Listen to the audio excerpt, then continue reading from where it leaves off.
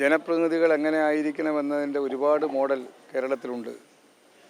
അതിനെല്ലാം വിരുദ്ധമായി ഒരിക്കലും പാടില്ലാത്ത വഴികളിലൂടെയാണ് കോൺഗ്രസിൻ്റെ MLA ശ്രീ രാഹുൽ മാങ്കൂട്ടം മുന്നോട്ട് പോയതെന്നാണ് ഓരോ ദിവസത്തെയും പുതിയ പുതിയ വെളിപ്പെടുത്തലുകൾ നമുക്ക് കാണിക്കുന്നത്. മറ്റൊരു MLA നോക്കിയല്ലോ കാര്യങ്ങൾ തീരുമാനിക്കേണ്ടത്. അതത് പാർട്ടിയുടെ MLA എങ്ങനെ ആകണമെന്നതാണ് ആദ്യം തീരുമാനിക്കേണ്ടത്. മറ്റൊരാൾ ചെയ്താൽ എനിക്കും ചെയ്യാം എന്നതല്ലല്ലോ നമ്മുടെ മുന്നിലുള്ള വിഷയങ്ങൾ. ഒരു മാതൃകയാകേണ്ട ആളല്ലേ കോൺഗ്രസിൻ്റെ MLA.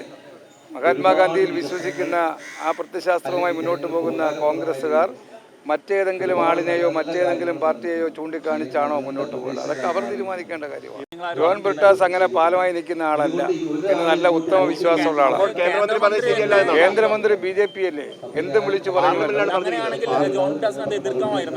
അതൊന്നും ഞാൻ അതിനെക്കുറിച്ച് ഒരു കമന്റും പറയുന്നില്ല. നിങ്ങൾ എത്ര ചോദിച്ചാലും എൻ്റെ നാവിൽ നിന്നൊരു വാക്ക് കിട്ടുകയുമില്ല.